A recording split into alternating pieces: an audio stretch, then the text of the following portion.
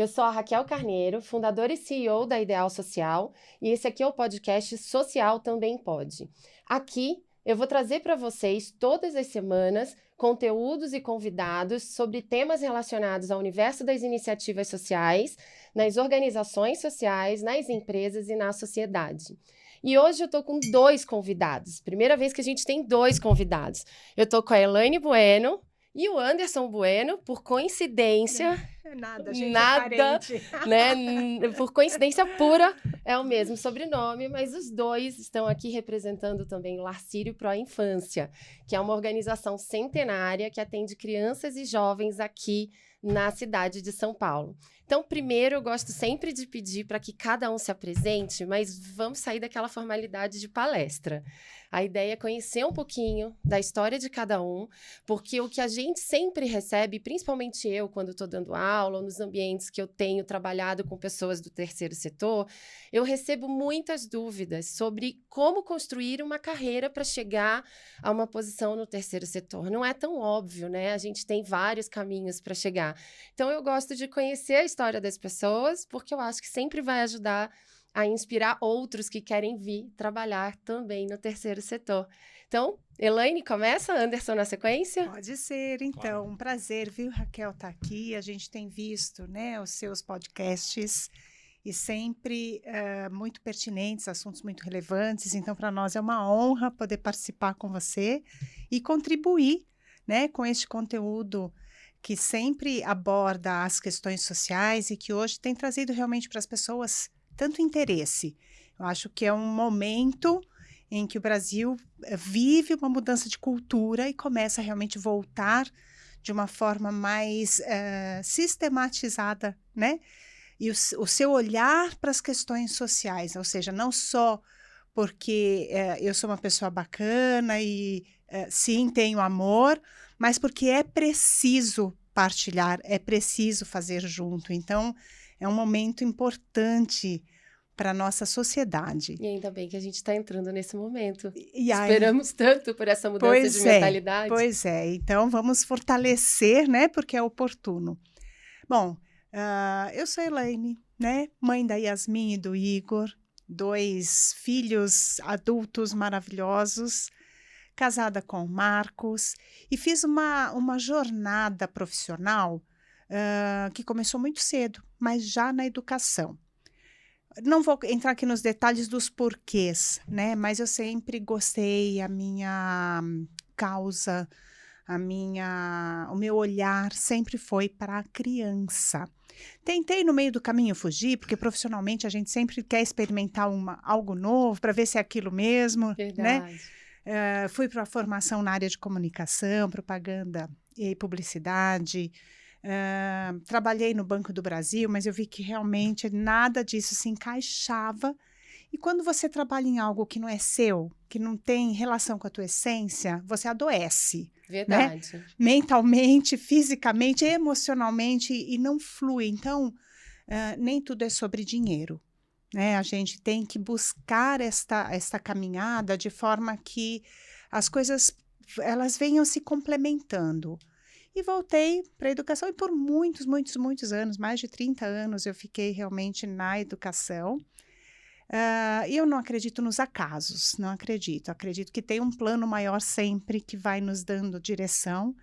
Até que eu cheguei no Larcírio Pro Infância, por indicação, né, da oportunidade por uma amiga, que é a Rebeca Toyama, e eu arrisquei entrar nesse processo seletivo. Não sabia o que era realmente atuar na assistência social, não sabia o que fazia exatamente a instituição, mas eu sabia que ali existiam crianças, adolescentes, educadores, né, que era o local, era o ambiente. Você se sentiu em casa ali de alguma que maneira. A gente, né, pela prática, pela formação, eu também fiz a graduação em pedagogia, era o ambiente que a gente, né, como diz na gíria, nadava de braçada. Sim. Eu já tinha escrito livros, materiais didáticos, eu já tinha tido empresa própria de tecnologia educacional, eu já tinha tido escola. Então, a experiência prática e a formação me capacitava para participar daquele momento e fluiu. né? Porque tem que ser, então as coisas acontecem e fluem. Mas eu penso, olhando na minha jornada, então já estou lá no Lar Sírio há 6 anos, entendo que hoje a assistência social com o olhar, né, que eu também acabei me dedicando para estudar, para entender, para poder exercer melhor aquilo que estava sendo atribuído para mim. Eu penso que se a gente faz uma caminhada diferente, mais bem planejada, para voltar o exercício ao terceiro setor, você ganha passos largos, Sim. né? Então, para mim, foi algo que aconteceu, que deu certo. E no seu caso, te conhecendo, parece que você sempre esteve no terceiro setor, porque eu vejo você atuando e eu acho que aquele é o seu lugar. É o meu lugar, Eu é o meu tenho lugar. certeza que é o seu lugar. Então, eu entendi que a assistência social, porque eu tinha esse olhar para a educação, mas hoje eu entendo a assistência social de uma maneira muito mais ampla enquanto atuação para a sociedade do que a própria educação. Sim. Né? Lá a gente usa a educação e a saúde como ferramentas para fazer assistência. Perfeito. E a assistência ela é muito ampla, então você vê ali um universo de possibilidades de trabalho para você realmente transformar cada pessoa e transformar, né, tudo que a gente sonha e realiza transformar dentro de uma sociedade. Mas então, se a pessoa fala, bom, a minha conexão interior, a minha causa está realmente relacionada com o propósito do terceiro setor. Eu quero trabalhar para algo social.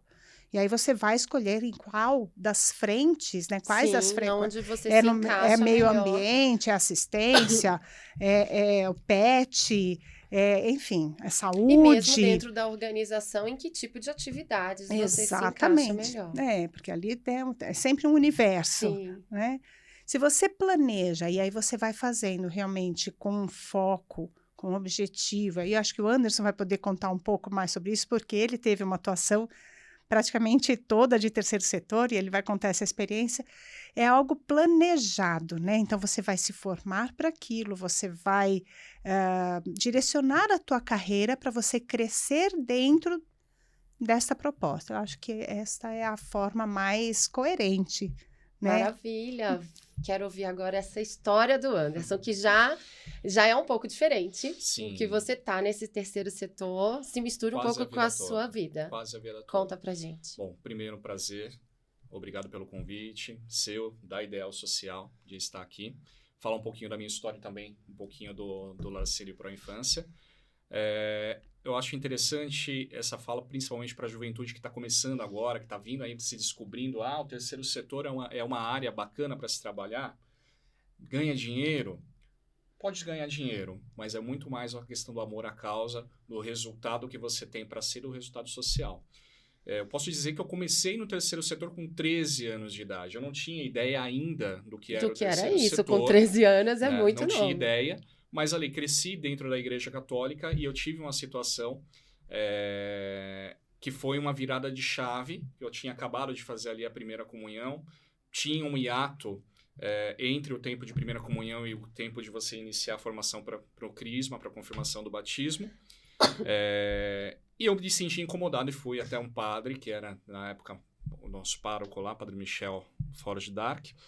E cheguei para ele, francês, falei, padre, e agora? Terminou a primeira comunhão, não tem um tempo ainda para chegar no crisma, o que tem para a gente fazer? Porque não tem nada dentro da igreja para a gente fazer. O que a gente faz no meio do caminho, né? Aí ele olhou para minha cara, eu com 13 anos de idade, não esperava isso, ele olhou para minha cara e falou, não tem? Cria.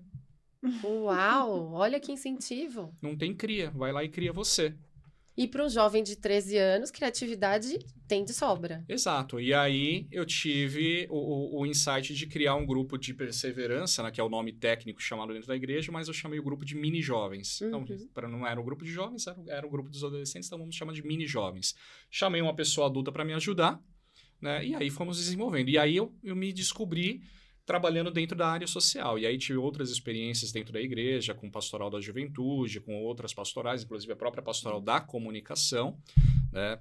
E no mercado foi uma coisa assim, eu entrei no mundo do trabalho não pensando em terceiro setor, não pensando em segundo setor ou primeiro setor, mas eu entrei no mundo do trabalho muito preocupado em não passar necessidade, porque eu vim de uma família muito humilde, migrante, né, do Paraná para São Paulo, eu tinha medo de ficar adulto e passar necessidade.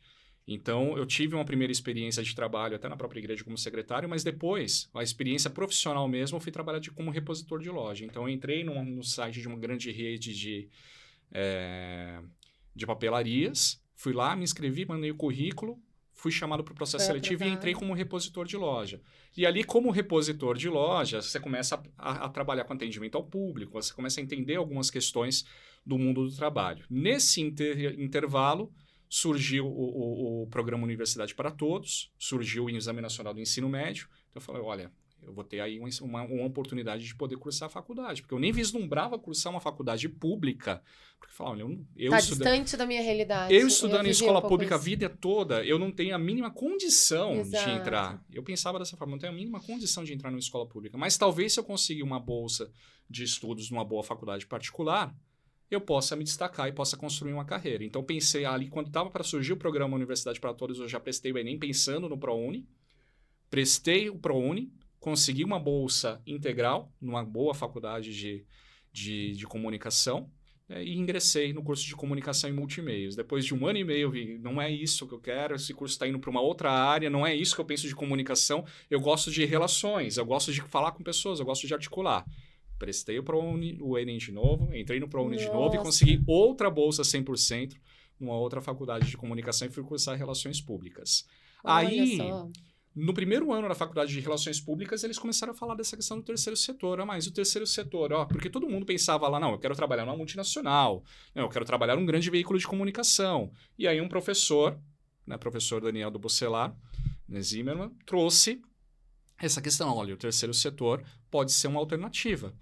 E aí, no segundo ano de faculdade, ele fez um trabalho de planejamento, na disciplina de planejamento de relações públicas, que foi um trabalho de grupo, na qual nós precisávamos fazer um planejamento de comunicação para uma organização do terceiro setor. Gente, eu fico muito feliz em ouvir isso, porque ainda tem uma distância muito grande da academia em relação ao terceiro setor. E o podcast está trazendo, de alguma forma, essa felicidade, porque não é o primeiro relato que eu escuto de cursos diferentes, em lugares diferentes, e que um professor trouxe surge o tema, um entusiasta, né? Isso, e desperta sim. essa curiosidade. E olha que não é uma matéria inteira ainda, né? É algo de um professor que traz. E olha que incrível. E ele não era super apaixonado pelo terceiro setor, ele era apaixonado por moda, era outro universo. Outro universo, né? Ainda é, né? Mas porque incrível, não muito morreu. bom. E aí, fizemos o trabalho, né? Esse trabalho ficou tão bom que a organização, que era uma organização internacional, Junior Achievement, resolveu implementar o plano de comunicação e eu fui convidado para ajudar a área de comunicação a implementar, né? E aí, entrei no mundo do trabalho, oficialmente, né, dentro do terceiro setor. E aí, de lá, depois eu tive uma experiência com uma congregação religiosa, os Salesianos de Dom Bosco. Então, entrei como analista de comunicação e tinha um padre que era o delegado, o coordenador, o responsável pela comunicação, mas ele não ficava em São Paulo, ele ficava em Sorocaba. Então, eu ficava na sede em São Paulo e ele em Sorocaba. No final das contas, eu estava fazendo muitas coisas que eram atribuição dele, porque ele não podia estar presencialmente. Então, depois de 3 anos, aí eu fui promovido e acabei assumindo a comunicação da congregação dos Salesianos de Dom Bosco no estado de São Paulo todo, na Inspetoria de São Paulo. E aí tive o prazer de ter algumas experiências muito bacanas. Então, eu participei da primeira equipe que criou a Rede Salesiana Brasil de Comunicação. Ajudei a promover alguns encontros internacionais de delegados de comunicação da congregação. Depois saí de lá, fiz a pós-graduação em gestão de negócios.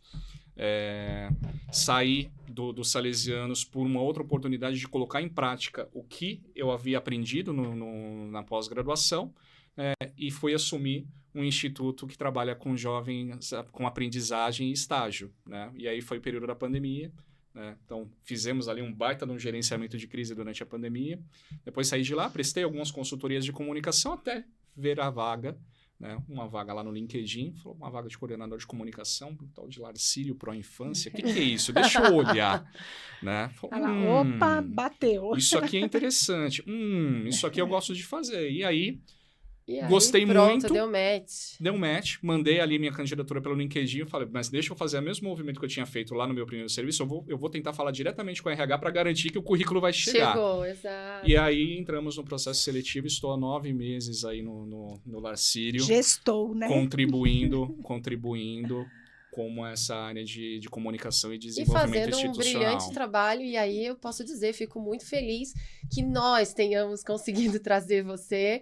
Eu fui uma super defensora de que a gente precisava de alguém com seu perfil, e o Larcírio é uma organização que é cliente aqui da Ideal Social há mais de 4 anos, né, para a gente construir essa área de desenvolvimento institucional. Então, antes da gente falar disso, que é sempre um tema importante para a gente aqui, né, porque o terceiro setor ainda fala pouco de desenvolvimento institucional, contem o que é o Larcírio, uma organização que completou esse ano 100 anos de existência.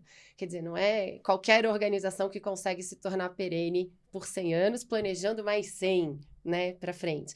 Então, que jornada foi essa que o Larcírio trilhou do seu início até este ano ao completar 100 anos? Bom, a história do lar, eu acho que ela toca qualquer coração, né?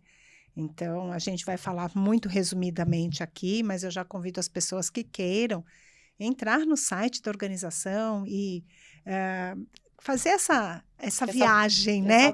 Navegar, vamos dizer, de onde surgiu até julho de 2023, onde a gente iniciou este ano centenário, que foi para nós uma oportunidade de grande celebração. Bom, os fundadores do Lar são sírios, né? Por isso o nome, Larcírio, e vieram para o Brasil numa época de muita dureza na pátria de origem, onde eles vivenciavam situações de guerra e fugindo, né, daquele momento de angústia e de tristeza, buscavam a América. E para onde viesse, né? Eu falo que uns caíram nos Estados Unidos, outros caíram na Argentina e os mais sortudos caíram aqui no Brasil. Onde aportou, né? Tá de bom tamanho. Então vieram como refugiados de guerra, realmente, e aqui foram extremamente bem acolhidos, né? Pela nossa terra, pela nossa pátria. Não poderia ser diferente. O Brasil é isso, é acolhedor. Exatamente. Refizeram suas vidas, refizeram a sua economia, a sua família, e aqui se estabeleceram. E tiveram um sentimento de gratidão e do como retribuir tudo isso nesta nova pátria que se tornou para eles o Brasil. E entre as muitas possibilidades, eles então começaram a construir obras, né, de benemerência, dentre as quais o Larcírio. Iniciamos, e aí eu já me coloco na história, né? Iniciamos com 5 órfãos, porque assim, a gente quando está no lugar que é nosso, que a gente sente que ali você dedica o seu coração, você já passa a fazer parte daquela história. Eles começaram acolhendo 5 órfãos, que inicialmente eram órfãos sírios, e depois isso foi se ampliando para não sírios, né? Então, outros órfãos brasileiros. E foi uma caminhada de orfanato para abrigo, na guerra aqui também no Brasil, na Segunda Guerra, se fez necessário a mudança de nome, deixou de chamar Orfanato Sírio para se chamar Orfanato São Jorge. Depois de orfanato veio a ser abrigo por muito tempo, e de 2015, 100%, né, já na condição de um centro de convivência, num serviço no período oposto ao período escolar. Então, se a criança estuda de manhã, ele tem a oportunidade de viver a organização no período da tarde e vice-versa. Então, um pouco desta caminhada é a história que nos faz. Hoje são mais de 1.000 crianças, né? Então, aqueles 5 se multiplicaram. E quem estiver em São Paulo, não precisa só ficar no site, pode marcar uma Por visita para conhecer a favor, organização. a gente... Porque é um lugar lindo, parece uma gente- vila, é uma delícia para as crianças, aquilo ali é maravilhoso. A gente tá, assim, com a hashtag diária de bem-vindo ao lar, abrindo os braços, as portas, para que realmente a sociedade visite e faça parte. A gente sempre bate nesta tecla. Não é os funcionários, não são os funcionários, não são os descendentes destes fundadores que hoje compõem a nossa diretoria, uma diretoria que está lá voluntariamente, já é a 3ª e 4ª geração. Absolutamente comprometidos. Comprometidos, que fazem uma excelente direção para nós, né, dos caminhos que queremos chegar. Mas acho que toda a sociedade, não isso é o que faz, né, se chamar uma organização da sociedade civil, não é Sim. por acaso, Sim. né, que é uma organização da sociedade civil, porque precisa que todos estejam juntos, façam parte, porque o lucro social, né, nós não falamos no terceiro setor em a gente não lucro está falando em econômico, financeiro. mas o lucro social é para todos nós, Claro primeiramente que para estas crianças, sem dúvida, mas é para todos um impacto nós. positivo para toda a Positivo para sociedade. todos. Né? Quer complementar, Anderson, falando da nossa história? Mais do que falar da história, né, essa questão do sentimento de acolhida do lar, né, eu brinco com as pessoas que vão visitar o lar, né, que até 9 meses atrás eu não sabia que o Lar Sírio existia. E essa é uma questão também que a gente tem trabalhado dentro do campo da comunicação, Claro. né, que a gente fez o diagnóstico aí dentro do próprio comitê de comunicação, a qual você também faz parte, Raquel, de que o lar ele não era conhecido da própria vizinhança do Lar Sírio. E isso tem um motivo, né? Até 2015, o lar ele necessitava ser uma organização fechada até para proteger as Exatamente. crianças e os adolescentes que moravam, ali estavam. né? Né? E ele começou a se abrir desde então. Então, é muito pouco tempo para você construir todo um trabalho ali de marca, né? Sem ter um grande investimento, porque assim como as outras organizações do terceiro setor, né, nós não temos grandes investimentos dentro do lar. A gente depende de doações, a gente depende de patrocínios e de editais, enfim, de outras formas de recurso. Mas o fato é, quando você entra no Lar Sírio, quando você passa na frente do Lar Sírio, você tem ali a fachada e parece ser algo pequeno. E quando você entra no Lar Sírio, você vê Percebe a imensidão, a grandiosidade daquilo e a energia, principalmente, que aquilo te passa. Sem dúvida. Então, é um ambiente que acaba te contagiando, e aí quando você vai conversando com os trabalhadores sociais, com os colaboradores, quando você vai entendendo a cultura, é muito difícil você não se sentir cativado por aquilo. Né? Então, é um ambiente que ele transforma de dentro para fora. Né? Não por acaso o nosso propósito de valor é transformar. Eu quero falar sobre isso, então. E essa é a pergunta que eu quero fazer para você, Anderson. Acabou de lançar o propósito de valor. Uma organização que tem 100 anos, tinha um olhar estratégico, tinha uma visão estratégica construída e sendo disseminada enquanto cultura interna. Então, não é que não existia nada. Existia uma missão muito bem traçada, existia uma visão, né, de médio prazo e uma outra de um prazo um pouco mais longo. Então, quer dizer, tinha tudo estruturado ali para aquela gestão.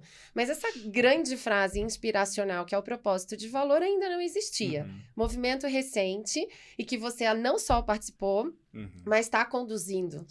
Conduziu e conduz toda a campanha de lançamento, de disseminação desse propósito. Então, conta um pouco sobre isso. E culpa da Raquel, né? Gente, essa questão do que propósito... trouxe mais esse desafio para a gente. Essa questão do propósito, especificamente, é algo que a gente defende muito. Porque não está ainda... no universo, na mentalidade das organizações do terceiro setor. Às vezes se confunde até achando que propósito e missão são a mesma coisa e são... tem funções absolutamente diferentes, tem formatos absolutamente diferentes. E quando a gente olha a captação sem eu entender qual é o propósito, por mais que eu tenha uma missão escrita, dificulta muito traçar uma estratégia de longo prazo para a captação visando esse desenvolvimento institucional que a gente vai falar. Então, era a pulguinha que eu tinha deixado atrás da orelha por algum tempo e a gente resolveu agora. Eu digo que, assim, culpa da Raquel, porque quando você acha que está tudo estabilizado, né, tudo organizado, estratégia, é só, pronto, agora Vocês vamos... estão prontos para mais um passo. Aí ela fala... E o propósito? Eu falo, como assim? O que é isso agora, né? Então, conta, Anderson. Pois é, e até os próprios princípios organizacionais, a missão, visão, valores, eles são muito pouco disseminados ainda hoje na nossa cultura corporativa Sem no dúvida. Brasil. No exterior, em alguns países, isso é mais comum. No Brasil, não. Missão, visão, valores. São algumas frases que a gente coloca lá. No quadro, né? Lá no quadrinho da entrada da empresa, porque o nosso diretor pediu e ponto. Não é isso. Né? Isso são diretrizes, isso é o nosso norte. Né? Então, nós já tínhamos lá a nossa missão definida, né? Promover a cidadania e combater as desigualdades. E, excepcionalmente, nós lá dentro disseminávamos muito, né? Sim. A questão da missão. Sim. A gente tinha isso como Essa ponto de preocupação de transformar partida em uma mesmo, cultura mesmo. né? Exato. Nossa visão de se tornar uma referência no terceiro setor e de transformar o entorno num bairro socioeducativo. Mas o propósito não tínhamos, né? Essa questão o que traduz a nossa essência. A causa, né? A causa. E quando Isso a gente aí. montou o vídeo do propósito de valor, quando eu estava montando ele em roteiro, eu já estava pensando, isso sempre esteve lá. Isso, né? A gente precisava trazer isso para fora. E esse trabalho que foi realizado de pesquisa, de consultoria pela Ideal Social, de trabalho com os diretores, com os nossos coordenadores, com os nossos trabalhadores ali da linha de frente, com os nossos atendidos, isso trouxe muito à tona o que é o Lar Círio. Qual é a essência do Lar Círio? A essência do Lar Círio é transformar. Então, qual é o propósito? Traduz em frase. Fale a frase emblemática do Então, propósito Com do voz de Lar Círio. locutor, hein? Vamos lá. Então, o propósito de valor do Lar Círio para a Infância é transformar uma vida para transformar a sociedade inteira. Uau! Voz de locutor ainda, hein? E aí a gente pode deixar aqui na legenda, né, desse episódio no YouTube, o vídeo, o link para quem quiser ver o vídeo do propósito do Lar Círio. Sim. Porque Sim. ficou muito lindo, emocionante, E inspiracional. não é enfim. só uma frase, acho que o principal até seria interessante, né? Se a gente tivesse mais tempo, mas quem sabe numa outra oportunidade Sim, a sem gente dúvida. volte para falar especificamente disso. Passar pelo processo de construção Exato. para traduzir aquilo que a gente sempre fez em uma frase que realmente fosse inspiracional e tivesse a participação de todos. E acho que você conduziu esse processo todo de uma forma assim metodológica, né? Porque não é Sem da dúvida. cabeça. Foi muito bem direcionado, porque há uma metodologia por trás para se chegar nesse texto. Mas para mim, em especial, Raquel, acho que no momento que você nos chamou, né? Lá na Ideal Social, para compartilhar o resultado de toda aquelas entrevistas e as pesquisas e colocar isso dentro da metodologia. Estávamos eu e o Anderson e você foi fazendo a apresentação e a gente naquela expectativa do que será que saiu desse caldo todo, né? Exato. Quando você colocou a frase, eu falei, uau! É isso!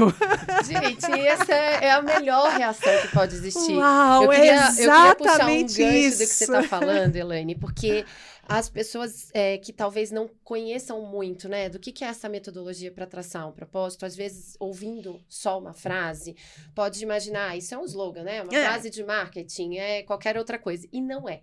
Na verdade, a organização pode ter 100 anos, pode ter pode estar nascendo agora, nem existir, já nascer com isso, não importa.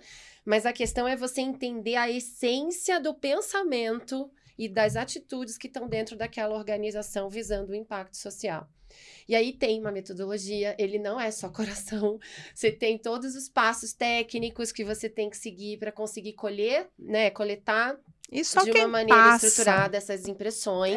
para entender o que você está falando. Você quem Você vivencia tem todas as aquilo, etapas, né? você tem que ter um processo de escuta participativo. Não adianta achar que vai construir uma frase do propósito sentado na cadeira da sua sala de trabalho, porque não vai. Não e esse sai, propósito né? não vai um conectar, slogan, não é um slogan. uma simples propaganda. Não é. Então, quer dizer, tem que sair disso que a organização já tem e que está na fala de todos. E o desafio é usar uma metodologia que a gente identifique qual fala é convergente. Sim. Porque se todos têm uma parte dessa fala que é convergente, eu começo a entender que ali está o coração da instituição. E Mas é método, quem não tiver, é só, não é inspiração. Não é só vamos né? ser criativo e fazer uma frase. E quem tiver a oportunidade de assistir, né? Porque a partir da frase nós roteirizamos e criamos um vídeo para expressar de forma ilustrativa o que está por trás disso tudo. eu acho que fluiu tão bem, né? Tanto a roteirização, que acho que aí sim você traz o coração, você Sem traz dúvida. para ir traduzindo. Fluiu tão bem que você assiste e você entende tudo. Exatamente. Né? E é esse o É resultado simples. esperado. Vai falar assim, nossa, é simples assim. E aí eu queria chamar uma atenção para a questão da comunicação, Sim. né? Porque a gente pensar, precisa de uma grande agência, de uma grande empresa. Olha, claro, se a gente tiver uma grande agência de comunicação, uma grande produtora, vai ajudar e muito. Mas dá para fazer. Mas a maior parte das organizações não tem isso. Tem, exatamente. E é possível você fazer, claro, os níveis de profissionalização podem não ser os melhores, mas é possível você chegar em um resultado final bonito, que passe a mensagem que você quer passar com uma estrutura relativamente pequena. Não, e você conduziu isso muito bem. Sim. Quem olhar o vídeo não tem uma grande agência fazendo aquilo Não. por trás, é Anderson e equipe. E o vídeo é absolutamente inspiracional, muito bem construído, com um roteiro que conta essa história do que foi coletado, né, de impressões até chegar na frase do propósito. Sim, então, sim. vou deixar o link porque eu acho que Vale a pena ver o resultado. E aí, só para a gente fechar essa questão do propósito, é importante lembrar que o propósito, a frase descolada do nome, da marca, da organização, ela não significa nada. Você precisa analisar sempre o propósito da instituição vinculado né? ao nome da organização. E ele precisa ser inspiracional. Então, a gente não pode contar tudo nessa frase. A gente tem que deixar um pouquinho de curiosidade para as pessoas interpretarem e se conectarem de acordo com a sua própria experiência. Então, volto a dizer, quem olha só a frase pode achar ou que é uma frase de slogan de marketing, né, construída numa sala sem ninguém participar, ou então achar que aquilo ali não faz muito sentido, que poderia se aplicar para qualquer organização. Mas não, você tem que sempre analisar o propósito junto com a marca daquela instituição, e aí você começa a perceber que faz total sentido porque está na fala das pessoas. E aí o legal foi, eu acho que o grande desafio, construir a frase do propósito inspiracional depois de 100 anos. Foi. Né? Uma coisa é você construir lá no inicinho o que eu quero fazer, né? Ou tá muito quente ainda aquela ideia do porquê eu tô querendo fundar a minha organização, por que eu estou nascendo. 100 anos depois, a responsabilidade é muito maior. É muito grande. O espectro aumenta, né? E aí foi o que o Anderson colocou. O processo de escuta tem que ser maior. Já estava lá, mas já estava lá há 100 anos. Então, escutar tudo isso intimamente dá mais trabalho, né? Muito mais, mas muito bom. Eu espero que as pessoas acessem aqui para ver. E aí, quero entrar no tema desenvolvimento institucional. Lacírio, 100 anos, mas volto a dizer, 2015 para frente é que teve essa possibilidade de se abrir mais.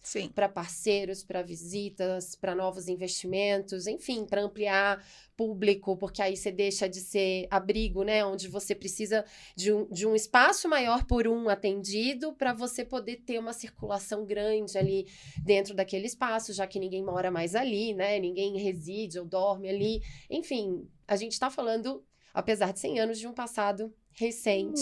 Muito. De uma construção, né? Que agora olha esse desenvolvimento e esse futuro da organização.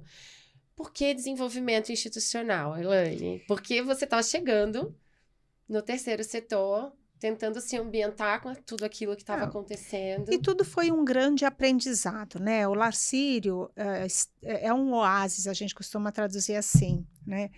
Se você fizer referência a algum filme, eu falo que sabe aquele armário do filme de C.S. Lewis, Nárnia, que você abre a porta do armário, entra, né? E o mundo tá ali dentro. Quando você abre, uau, é um universo. Essa é a sensação que a gente tem. Ótimo comparativo, gente, até porque a porta, a entrada do Lacírio, ela é pequenininha. Quem passa do lado de fora não imagina o mundo que tem ali dentro, É um quarteirão, são 25 mil metros, né?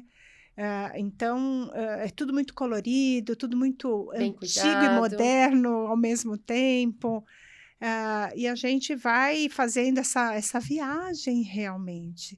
E quando eu cheguei e olhei tudo aquilo, não só grande na estrutura, mas em tempo de existência, em número de funcionários, em número de crianças, tudo é sempre muito. Eu falei, uau, vou ter que realmente me aprofundar, mergulhar e entender os muitos Lacírios que existem aqui neste mesmo ambiente. E realmente passei por um tempo ali de imersão, de muita conversa, de muita escuta. E aí você vai misturando tudo isso dentro de si, né, com as experiências que já teve, e fala assim, o que é que nós podemos fazer de melhor? E toda mudança, ela é gradativa, porque você está trabalhando com pessoas, então é diferente de você chegar e falar assim, vamos pintar a parede é fácil, né? Vamos mudar a mesa de lugar, isso é fácil. Nesse caso, a mudança não é só isso, é cultura, é mentalidade. cultura, né? São adequações. Então, nós reestruturamos, e sempre com esse apoio da diretoria, né? Lógico que eles também têm toda essa tradição para manter aquilo que o Larcírio sempre foi. Então, eu falo que eles soltam a rédea, mas vão segurando. Isso nos dá segurança. Muita responsabilidade, porque também se soltar o cavalo vai, né? E não sabe para que lado vai, né? Então, assim, essa rédea solta e segura, esse meio, essa temperança, né? Realmente ajuda muito a gente estar no trilho. Isso foi sendo aos poucos, modificado. Então, lógico que quando a gente fala da hashtag Bem-vindo ao Lar, também não foi de um ano para outro, é gradativo. Os próprios diretores ouviram em algum momento a sigla DDI, né? E o que é DDI? Departamento de Desenvolvimento Institucional. Eu ainda não estava na instituição. O que é isso? E foram atrás, foram fazer curso, entender, né, participar, falar, não, nós precisamos montar aqui dentro um DDI. E achou, assim, isso incrível, que é o impulso, né, vamos fazer. Acho que tem algo importante, tem algo importante, vamos fazer. E esse departamento foi sendo construído aos poucos, eu acho que ele ainda está em construção. E a Ideal Social foi um divisor de águas por ter nos ajudado a fazer não empiricamente, né? Sim. Mas com processos. Então, desde o diagnóstico que foi feito, de entender quais eram as nossas ameaças e oportunidades, quais eram as fraquezas e as fortalezas, para que a gente pudesse se situar. Eu acho que tem uma questão que a gente toma muito cuidado e que é entender a jornada que a organização já trilhou até aí, volto a dizer, é uma organização centenária, mas independente do tempo de vida, né? Eu acho que tem uma questão de compreender a jornada, de respeitar aquela jornada e aqueles aprendizados. Honrar tudo aquilo, a gente né? não pode chegar dizendo, olha, tudo que você fez até Acabou. aqui não vale e a gente vai colocar uma visão nova e diferenciada. E aí, só um parênteses para quem não ouviu os episódios anteriores, a gente já falou de desenvolvimento institucional algumas vezes, mas só para situar o que é isso, né? A gente brinca aqui na Ideal Social que a gente está entrando com o tema do desenvolvimento institucional pela porta da captação de recursos, que é onde aperta, né? O sapato aperta. Então, a gente tem que começar a resolver por ali. Mas é esse olhar de como a organização pode se preparar para crescer e se tornar perene. Aí sim, através de uma ampliação das suas receitas de uma maneira estruturada e olhando a sustentabilidade financeira da organização. Então, ela entra pela porta da captação, mas ela acaba influenciando em uma série de outras coisas. Quando a gente fala em desenvolvimento institucional, o próprio nome já é autoexplicativo. Sim. Mas ele é tão amplo, né, que ali você começa a entender que você tem muitas nuances dentro do que comporta um desenvolvimento institucional e que, sim, ele pode entrar pela captação, mas ele não pode ficar só na captação. Se todo aquele corpo de pessoas, né, ontem mesmo nós tivemos uma visita na instituição, falou assim, isso daqui é lindo, e as pessoas são incríveis, e eu falei, e são as pessoas que fazem a diferença, porque o lugar pode ser incrível, mas se você não tem aquilo que é invisível aos olhos, muitas vezes, né, que é a relação humana na atuação de forma séria, responsável, o lindo não faz milagre sozinho, né? Então, envolver todas as pessoas, e muitas vezes há ainda no terceiro setor essa resistência, fala assim, mas eu não gosto de captação. Né? Porque o meu negócio é cuidar da criança, o meu negócio... Não é a minha área, eu não faço parte disso. Não, mas aí eu queria trazer uma pergunta aqui para o Anderson, que todos está são da diretamente captação. ligado a isso o dia todo, todos os dias, desde o dia que você entrou Sim. na organização, porque a gente sabe que a comunicação é absolutamente essencial para essa visão. Não adianta a gente traçar uma visão extremamente arrojada, né, de uma estratégia de captação de recursos, se a organização separar a estratégia de comunicação da estratégia de captação, essa captação não vai funcionar na prática. E você veio, pegou isso, abraçou, e de repente a comunicação do Larcírio deslanchou. E para várias áreas que quem olha de fora talvez não entenda que tem uma estratégia por trás, inclusive de atrair pessoas, fazer eventos, como acabou de acontecer esse sábado. Então, conta um pouquinho desse olhar da comunicação para tudo isso. Certo. Primeiro que entender que a comunicação, ela vai muito mais do que você cuidar do conteúdo que vai para o site e do conteúdo que vai para as redes sociais. Né? Então, muitos gestores, muitos donos de empresas, muitos gestores, muitos presidentes de ONGs, acham que a comunicação é algo muito simples, e não é simples. Né? Então, você tem ali uma gama de públicos que você trabalha. No nosso mapeamento de públicos do Larcírio, somos em 12 públicos, e aí cada público desse necessita de uma estratégia de comunicação diferente, e cada público desse ele se desmembra em algumas personas. Sem dúvida. Que a gente vai atuando. Então, é algo muito complexo que está por trás. Né? Segundo que aí a gente tem a comunicação institucional, a gente tem a comunicação interna, a gente tem eventos, a gente tem redes sociais, então a gente tem uma gama de ferramentais de trabalho, mesmo, de frentes de trabalho que você precisa atuar, que você precisa ter um olhar. Perfeito. Então, se isso tudo não estiver muito articulado, muito intencionalizado, a coisa ela acaba não funcionando. E fora as ideias do dia a dia que a gente vai tendo, né? Eu falei assim, Anderson, não dá pra você fazer isso agora. Sim. Mas eu acho que você trouxe a questão da intencionalidade, que é um ponto super importante. Não é intuitivo. Não. Mais uma vez, você Nada entende intuitivo. O que você está fazendo. Tudo é preparado. E no Larcírio, no caso do Larcírio, a gente ainda tem um comitê de comunicação Perfeito. com voluntários de nível sênior que nos ajuda ali a desenvolver todo esse trabalho. Então, primeira coisa é essa capilaridade da comunicação. Sem não é dúvida. algo simples. Segunda coisa, que ela precisa ser vista dentro do terceiro setor, sim, como uma ferramenta de suporte muito forte, não só para propagar a imagem, a reputação da instituição, mas sim como uma captação do recurso. Então, a empresa do segundo setor, ela visa o lucro e se ela não tiver lucro, ela não sobrevive. A organização do terceiro setor, ela não visa o lucro econômico, mas se ela não captar, ela não sobrevive. E como que você vai captar? É fazendo ações de comunicação para mostrar principalmente aquilo de bom que a gente já faz. E o Larcírio, ele é muito fértil nesse sentido. Eu cheguei lá e falei, olha, isso aqui tem uma potência incrível para a gente poder trabalhar. Conteúdo não falta. Conteúdo não falta, né? O grande desafio é como mostrar esse conteúdo para esses diversos públicos. Perfeito. Né? E aí que a gente vai trabalhando em cima disso. Mas você vai pouco além disso. Você não fica só na divulgação. Você tem esse teu viés do relações públicas não. Aí o tempo todo no trabalho que você faz. E não só com os públicos considerados externos, como o público interno também. Os nossos trabalhadores sociais no dia a dia... várias vezes eu faço algumas falas com eles que eles às vezes não percebem, agora vão perceber porque a gente está falando aqui. A gente está contando. Mas que são direcionadas porque tem ali uma mensagem por trás que precisa ser passada e precisa ser entendida. Com a nossa diretoria, com os nossos coordenadores, com os nossos gerentes. Então, todo o trabalho no dia a dia é intencional. E aquela questão do conhecimento, quando você fala o conhecimento, ele vira algo automático. Você faz isso não é mecânico. Você faz isso no dia a dia porque isso já está internalizado. Né? E o meu objetivo é internalizar isso nas equipes que trabalham comigo. Que vire algo automático para eles. Mas você tem uma frente que você está dando bastante atenção, que são os eventos do Larcírio. E aí eu acho muito legal até de contar mesmo essa experiência, porque eu vejo organizações menores, né, que tem talvez uma equipe ali que está tentando dar conta de várias coisas ao mesmo tempo e fala assim, não coloca evento na estratégia de captação, porque eu não consigo fazer evento, não dá conta. E eu não sei se o resultado é tão positivo. Você olhou para o evento e você falou, o resultado é positivo, sim.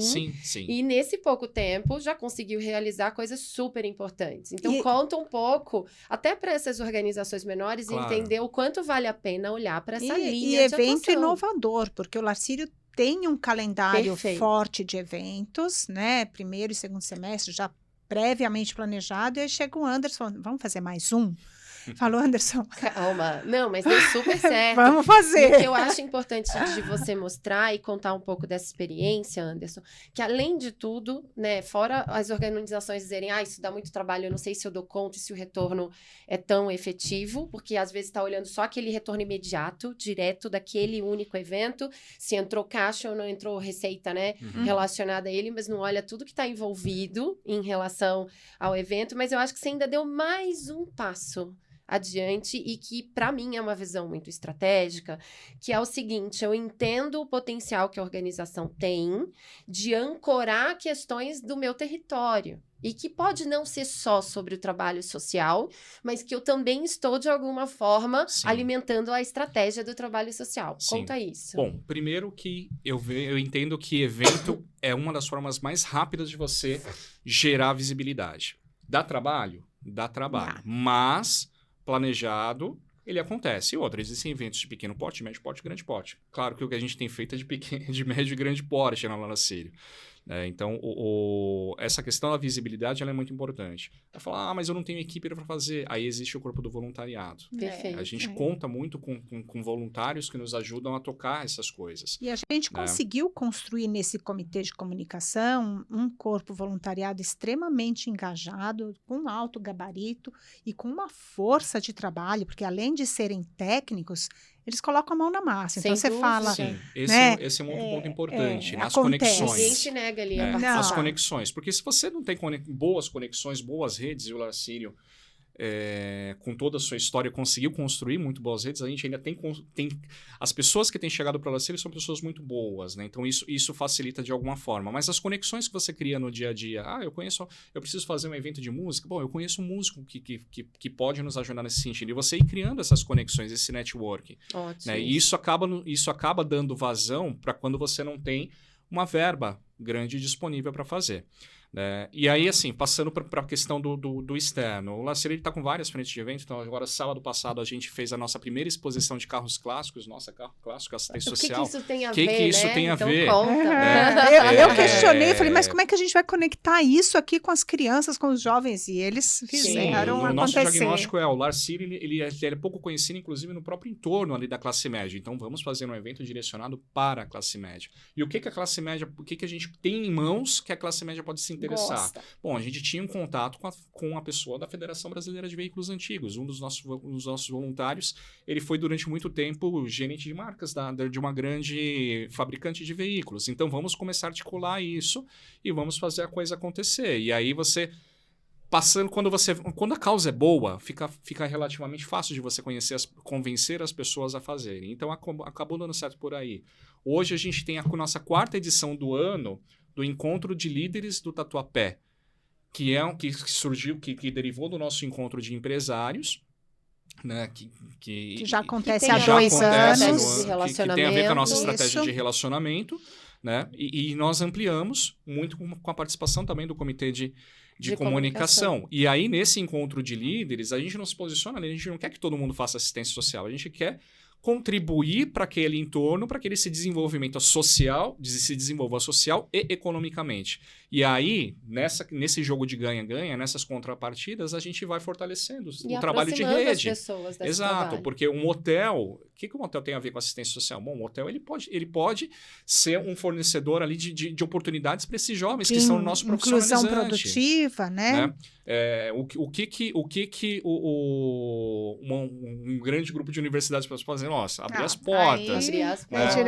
O que o pessoal relacionado à segurança pode fazer? O que o comércio pode fazer? Então, o que todo mundo pode se ajudar? Eu acho que a grande sacada do terceiro setor é esse trabalho no que todo mundo pode se ajudar. Então, você pode estar no primeiro setor, pode estar no segundo setor, mas você pode fazer um trabalho social interessante e ganhar com isso, capitalizar com isso, às vezes até financeiramente. Então, essa é a estratégia que a gente tem, né? E aí tem uma conexão muito grande com a visão. Isso que eu ia falar. E a estratégia sempre com esse olhar na visão, que é o ponto onde eu quero chegar e quando. Sim. Enquanto instituição, não é enquanto uma área. E qual é a visão para que essa estratégia está contribuindo? Eu vou falar em palavras simples e objetivas, né? Mas é engajar todo este entorno, o território do Tatuapé, transformando este ambiente num bairro socioeducacional.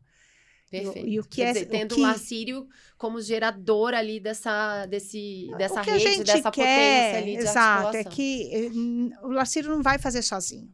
E é isso que a sociedade vai percebendo, né? Que o que é feito ali é bom para todos, é bom primeiro para as crianças, mas é bom para todos, e que a gente não vai fazer sozinho. Se a gente une essas forças no entorno do território, isso ganha uma amplitude que beneficia todo aquele espaço. Agora eu vou amarrar todas essas pontas, porque Vamos lá. olha só o quanto a gente tem aqui. A gente está falando ainda do desenvolvimento institucional, né? Não, mas eu acho interessante que todo mundo perceba, voltando àquela questão, né, evento dá trabalho que você trouxe, mas talvez seja a maneira mais rápida de você engajar seu público, de você tornar a organização mais conhecida, nem que seja no seu território. Então, percebe que tem uma estratégia amarrando isso. Você tem uma visão do Lacírio, que é um olhar para o futuro, uma meta de futuro, que é da organização toda, ela não é de uma área, é o que dá diretriz para todas as áreas trabalharem, e que essa visão, ela coloca o Lacírio numa posição de articulador do bairro do entorno. Isso. Você tem do outro lado um diagnóstico que apontou que, apesar de 100 anos, como o Lacírio pôde mudar a sua forma de se mostrar para a sociedade só muito recentemente, ainda não era uma organização amplamente conhecida e mesmo tendo uma grandiosidade de trabalho ali que é incontestável, gente. Sim. 1000 crianças todo dia dentro do mesmo espaço. É muita coisa. E a né? quantidade de pessoas que já passaram pelo Lacírio, que hoje são na gratas história, né? Sim. ao que nós Então, quer dizer, realizamos, você né? tem... E uma organização que já tinha uma cultura de eventos, né? Porque já tem um calendário, inclusive com um evento gigantesco, que é a Festa Junina do Lacírio. Gigantesco. Ano passado foram mais de 7.000 pessoas Mais visitando ao longo 7.000. de um único dia essa Exato. Festa Junina. Ela é imensa. Então, quer dizer, você tinha uma visão para onde todo mundo tinha que trabalhar em conjunto para atingir.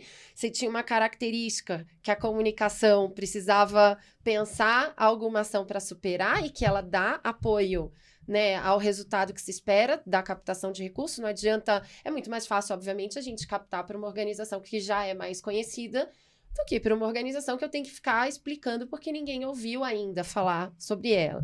E a cultura de eventos. No fim, tudo isso foi conectado para que construísse relações no entorno, se mostrasse mais e aproveitasse essa cultura de organização de eventos para abrir as portas para essa visitação e aí deixar entrar no armário de Nárnia, né? Porque quem olha lá fora acha que é só uma portinha e o evento dá essa oportunidade das pessoas se encantarem mesmo, né? Com o espaço que está lá dentro. Então, gente, é estratégia. Né? Vale a pena, o resultado é bom. E desse último evento especificamente, chegamos na Globo. Chegamos. Sim. O Ed Casa. O Ed Casa fez uma entrada ao vivo. Foram entrada. 4 minutos aí de entrevistas, mostrando ali o evento, falando do Lacírio. Sim.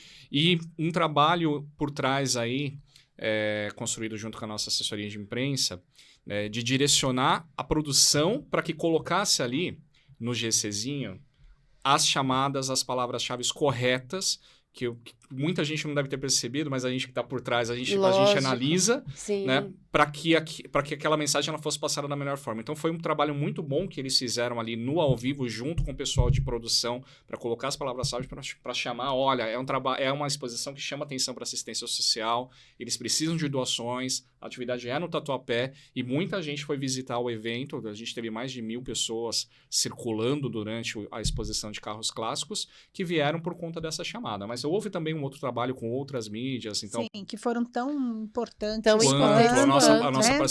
A nossa parceria institucional com o Instituto Bandeirantes, que a gente tem se consolidado, então conseguimos algumas coisas muito bacanas a partir disso também. Chamadas na rádio, programas, né?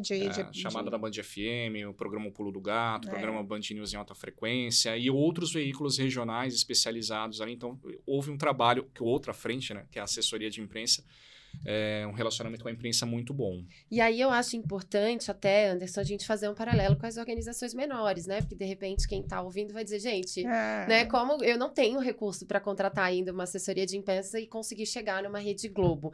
Mas, em momento nenhum, a gente desprezou os veículos menores porque a gente entende da importância que eles têm.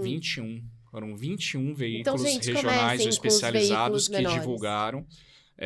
Isso não precisa ser feito com uma assessoria de comunicação diretamente, Claro que mas é importante que tenha alguma pessoa, pelo menos uma pessoa da área de comunicação que seja especialista, e não é assim, eu vou pegar a pessoa que está ali Que eu parada, acho que... Vou aproveitar. aquela pessoa é criativa, vamos colocar lá porque ele vai se dar bem. Não, precisa ser um profissional. A gente não estuda 4, 5 anos à toa. Não, e é a né? mesma coisa que a gente diz na captação.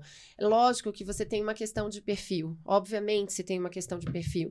Mas você precisa ter uma formação. Você precisa ter uma Sim. experiência técnica sobre aquilo, até para você encurtar caminhos nessa execução. Justamente porque somos poucos, é que a gente tem que ser muito Aproveitar efetivo. bem, Exato. né? E Então, a gente... eu acho que um recado importante é isso. Invista num profissional para essa área. Eu falava justamente isso essa semana com a diretoria. Eu falei, olha a importância da gente estar investindo realmente nas pessoas técnicas corretas e no departamento de desenvolvimento institucional, de uma forma que ele ganhe corpo, se fortaleça para fazer os direcionamentos corretos, para que esse desenvolvimento aconteça, né? Seja por essa porta da captação junto com a comunicação, mas que toda a organização, de alguma forma, se envolveu ali. Todos se envolveram. E isso é que vai realmente dando sustentação e fortalecendo. Então, olha a importância de você falar, eu acredito, vamos investir, vamos fazer. Não, e aí, os resultados aparecem. Exato. E aí, às vezes, a gente pode até pensar, né? Tem trabalho para essa pessoa fazer o ano inteiro? Gente, sobra trabalho e falta pessoas. Né? A gente tem, de fato, uma agenda de relacionamento, uma agenda de sustentação de tudo isso, que não é só trazer alguém para fazer um evento e ali eu vou investir. Realmente precisa ter uma pessoa dentro da organização, cuidando da implementação da estratégia, olhando para a questão interna de cultura, porque senão a gente pode ter a estratégia, eu sempre digo isso, né? Pode ter a estratégia mais incrível do mundo. Não sai do papel. Que ela não sai do papel por questão interna de cultura. Eu até brinco que lembra os primeiros anos, eu acho que foi logo antes da pandemia, a gente falando de campanha permanente, etc. E a gente ainda, por uma questão interna de cultura, entrava com campanhas muito pequenininhas que acabavam matando o impacto da campanha principal, porque tinha essa cultura de que todo eventinho, toda data comemorativa, eu preciso ter uma comunicação para todos sobre isso. E aos poucos a gente foi trabalhando essa mudança e desmistificando. Então, hoje, o calendário de comunicação está muito bem cuidado aqui pelo Anderson. Muito planejado, né? Escrito, passo a passo. E não é tudo, né? Tem que ter esse olhar que é estratégico e que aí é um profissional das oportunidades, de né? Especificamente, que pode dar esse suporte. E outra, planejamento não é fixo. Você pode mudar no decorrer do... Perfeito. Aparece uma oportunidade, ele vem e fala, vamos fazer mais um, a gente pensa se sim ou não. Você precisa ter linhas gerais para você seguir. Você precisa saber para onde você vai. Essa visão é a mais importante. E ter a ousadia que, se necessário, você precisa mudar aquilo lá para ter um resultado melhor. É exatamente isso. É isso. Não dá para a gente colocar no papel e dizer, isso aqui está congelado por 3 anos. Todo dia a gente tem informação nova para acrescentar lá e tem que olhar aquilo de novo. Agora, o Lacírio já está 4 anos, talvez, desenvolvendo essa cultura, né? Implantando essa cultura de desenvolvimento institucional. Quais são os desafios atuais que vocês ainda enxergam enquanto gestora da instituição e gestora da comunicação, mas com interface gigante com a captação de recursos? Eu quero acreditar, Raquel, que a gente precisou passar realmente por um processo. A gente não está falando de 4 dias, a gente está falando de 4 anos. Perfeito. Né? Primeiro, de sistematizar processos internos mesmos. Então, como é que a gente faz isso? Então, está no planejamento, mas como é que a gente desenvolve isso e deixar escrito para que fosse uma pessoa ou outra, a organização tivesse uma continuidade de ações, né? Depois, estruturar esta equipe, que acho que é um dos maiores desafios hoje da captação de recursos no Brasil. Concordo. Né? Estruturar porque a gente tem pessoas muito jovens e os jovens têm potencial, mas eles têm uma característica própria da geração. Então, por muito menos, eles estão pulando de organização em organização. E é uma fase de construção mesmo, né? Dessa vivência ali. Tá, às vezes até tentando se Mas encontrar. essa rotatividade profissional, e acho que todas as organizações vivenciam isso, Prejudica o trabalho. prejudica o próprio profissional e prejudica a organização, porque por mais que a estratégia, o procedimento esteja escrito, é uma nova pessoa, né? Então, é um novo treinamento, é um novo começar, é um tempo para se adaptar, vem novas... Conhecer o que não está no papel, o que não é está, cultura o que é interna. oportunidade. Exato. Então, neste momento, eu penso que nós estamos com pessoas ali com uma maior maturidade em idade e profissional, com entendimento, né, daquilo que precisa ser feito, de uma sinergia muito forte entre a causa pessoal e o propósito da organização. Perfeito. A hora que você consegue encaixar, né, os profissionais com todo esse contexto, você fala, uau, agora Cheguei aonde a gente queria, né? nós batalhamos, trabalhamos e fomos ajustando, e tudo bem começar de novo, né? Você fala, não deu, vamos lá de novo. Faz parte do processo da vida isso, você arriscar, não deu certo, você dá um passo atrás e perseverar, né? A gente está com uma equipe são que eu estou colocando, assim, muita fé e esperança e amor. São os 3 requisitos, né, Anderson? Sem dúvida. Para que aquilo prospere. E Anderson, desafios que você ainda enxerga como atuais? Sim. Eu acredito que não seja exclusividade do Larcírio, mas é algo que a gente percebe lá dentro. Hoje, as coisas na sociedade elas mudam com muita rapidez. Muita rapidez. Então, aquilo que você levava 20 anos lá atrás, hoje você leva Uma semana. 20 meses, 3 meses. E existe essa dificuldade das pessoas se adaptarem um pouco com essa questão. Olha, é preciso pensar diferente em relação a algumas coisas. E isso faz parte da construção de cultura organizacional. Perfeito. Então, o Larcírio ele tem passado por essa transformação de cultura organizacional. E é aquela coisa, você não pode perder a sua essência, mas você precisa se atualizar e a gente está nesse processo. Você precisa respeitar pessoas, mas você precisa dar os passos exato. Que precisam então, ser dados. Né? E trazer essas pessoas para junto de você, porque elas também possam se adaptar, para que elas também possam sobreviver depois no e acompanhar, mundo do trabalho. E quem sabe até se aposentar lá com a gente. E esse movimento que o Anderson está falando, outro dia, eu achei assim, uma das nossas trabalhadoras sociais traduziu, ela falou assim, o Larcírio está passando por um salto quântico. Eu achei assim, ótima tradução, né? Que é isso, é realmente esse grande salto. Sim. Que você precisa equilibrar o respeito, mas não deixar de impulsionar, né, para essa mudança cultural acontecer. Então, uma característica seria essa, e a outra realmente é a que a Elaine passou nessa questão da diferença de gerações, né? E isso está pegando muito forte, né, com essa geração mais nova. Então, como você lidar, como você fazer com que esse pessoal crie raízes ali e compre realmente a casa.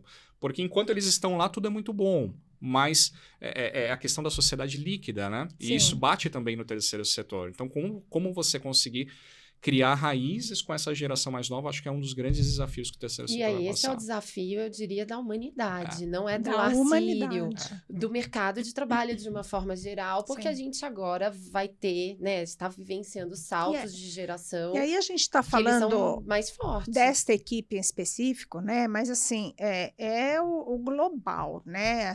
De todas as equipes ali que se compõem. Por outro lado, eu entendo também, Raquel, e Anderson, não sei se você ratifica esse pensamento, quando você consegue fazer essa mudança de chave na cultura, seja na questão das próprias atividades socioeducacionais, seja do desenvolvimento institucional, seja da cultura avaliativa, olha quantas mudanças nós trouxemos ali de forma procedimental, estratégica, planejada, né? Então, não foi assim, tive uma ideia, não é isso, é sentar muita reflexão, e tudo isso acontecendo, né? Para quem está, dá aquela aceleração, fala assim, é o novo, né? Sem dúvida. Mas vai porque a gente vai conduzindo. E é tão rico a gente vai sabe aproveitar o melhor, é tão rico. A gente vai orquestrando, aproveitando o melhor de cada um. De vez em quando um chora, depois abraça e ri. E tá tudo certo, isso faz parte das relações humanas, né? Mas por um outro lado, quem já chega na cultura e parece que entende tudo muito rápido. Fala, não, tá bom. A mudança para quem já está passa pelo processo, mas para quem chega... Até um entender muito rápido, passa por esse processo que essa equipe que estava lá passou. Então, internalizou-se de forma tão forte que fica clara. fácil você transferir isso para o outro que está chegando. Quem levou 5 anos, 4 anos para construir aquele novo estado, quem chega em 4 meses já está bem apropriado e Gente, caminha bem. E aí eu convido de verdade todo mundo a acessar o site, a ver o vídeo do propósito de valor. Se está próximo, né, geograficamente, aí realmente conhecer, porque o Larcírio, ele tá sempre de portas abertas. Eu posso falar isso porque nesses anos, 4 anos e meio, a gente já viu aqui, né, muita gente se aproximando do Larcírio, todos sendo muito bem recebidos. Minha filha, desde os 5 anos, ela diz que ela é a primeira voluntária mirim do Larcírio. E é mesmo. Quando tem evento, ela acorda 5 horas da manhã junto comigo para ajudar, que ela quer ir, ela pede ainda o crachá dela com muito orgulho por estar lá ajudando. Então, é uma instituição de portas abertas para o voluntário, e aí não importa qual seja o trabalho voluntário, né? Ele pode ser um comitê, ele pode ser uma distribuição de cestas. São todos muito importantes. Ele pode ser uma ajuda na cozinha, não importa. É sempre tratado com o mesmo grau de importância e, sem dúvida, sejam bem-vindos para doar, para patrocinar. Sem dúvida. Destinar seu imposto de renda, sua nota fiscal paulista. Exato. Pelo aplicativo, muito mais fácil. Exato, Então, e mais rentável para a instituição. Para a instituição, esse dinheiro é multiplicado. Então, convido de verdade a acessar, se aproximar e participar de alguma forma, seja como doador, seja como voluntário. A gente gostaria, né, Raquel, de poder aqui agradecer ao nome de cada trabalhador social que faz parte, mas a gente não vai poder elencar. São muitos, nós temos lá.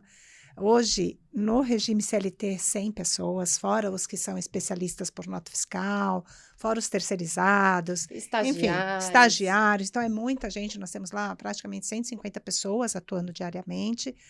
Mas, em nome de todos, acho que já que a gente está falando no DDI, a gente poderia aqui colocar, né, a Neuza e a Janaína, o Luiz Felipe e o Felipe, que está chegando, que compõem junto com o Anderson esta equipe de captação e comunicação, Perfeito. porque eles realmente têm se desdobrado, né? As meninas têm se superado na busca da excelência, do melhor, e de trazer realmente sustentabilidade econômica, né? Não só financeira, mas econômica para a instituição. Então, em nome de todos, né? Lógico que toda a gerência, toda a coordenação, todos os educadores, assistentes sociais, enfim, a gente não quer esquecer de ninguém, mas em especial eu gostaria de colocar aqui, né, o nosso sentimento de reconhecer mesmo o trabalho da equipe. Maravilha.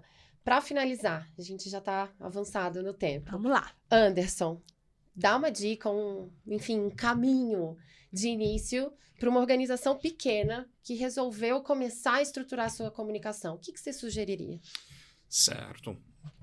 Eu acredito que a primeira coisa é pensar mesmo em um profissional de comunicação. Se você não tem condição de contratar, tente como voluntário. Perfeito. A gente tem aí algumas plataformas de voluntariado direcionadas para o terceiro setor, né? Então, se você não consegue contratar, pegue como voluntário. Perfil. Bom, para começar, né, e aí eu sugeriria, em termos de perfil, a gente tem várias áreas de comunicação, mas alguém que seja mais voltado à área de planejamento. Então, se fosse indicar os cursos, eu indicaria o curso que eu fiz a graduação, que é o curso de Relações Públicas, né, ou um profissional aí da área de marketing, mas que tenha uma abrangência aí dentro da comunicação, que saiba cuidar desse planejamento. Porque o fazer a gente aprende, o fazer é um pouco mais simples, entre aspas. Mas o planejar ele é o mais difícil. Então, começaria por aí. Vamos planejar primeiro. E tem que ser um planejador criativo, né? E executar depois. E aí, contando muito, a Elaine falou a palavra-chave, o criativo, né? Quando você for crescer, que tenham pessoas criativas, que tenham pessoas realmente engajadas, e aí você tem a comunicação social, você tem jornalistas, você tem publicitários, você tem profissionais de audiovisual. Então, quanto mais você conseguir mesclar, diversificar a sua equipe, melhor vai ser o trabalho que você vai conseguir. Maravilha. E aí é importante dizer que é super viável para uma organização pequena atrair voluntários dentro do perfil que a gente traça para a organização, né? Enquanto gestor. Não precisa ser aleatório. Dá para a gente trazer gente boa. Desde que a sua causa esteja muito bem definida. Porque às vezes você cria sai sem do clareza, não zero, dá. sem uma clareza.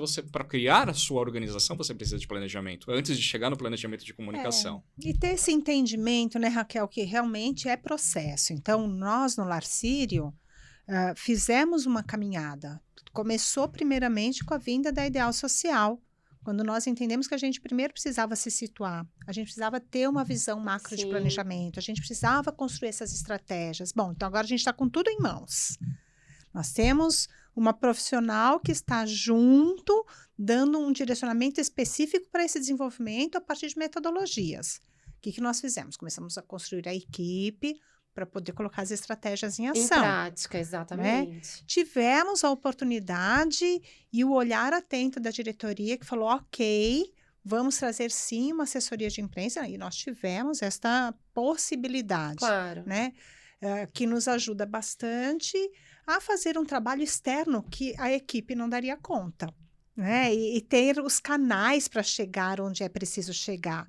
Então, eles também têm, de alguma forma, e quem está do lado de lá não enxerga tudo que uma assessoria faz antes de aparecer na mídia. Com certeza. Né? Então, antes de chegar lá, tem todo os textos trabalhados, trabalho. meses Com para certeza, você... e planejamento, trabalho, execução, enfim. Muito. Então, parece que você está planejada. investindo e que o retorno não vem. Parece que você está investindo e o retorno não vem. Mas Uma hora ele vem. uma hora se vem. está planejado, se tem uma hora estratégia, vem. uma hora ele vem. Mas para finalizar, eu queria E fazer aí, uma outra pergunta essa pra questão você. da comunicação, realmente você ter os perfis adequados lá, porque não adianta você querer captar sem ter esse apoio, né? Que Claro. mostre o que você está buscando. Então, tem aí um processo para...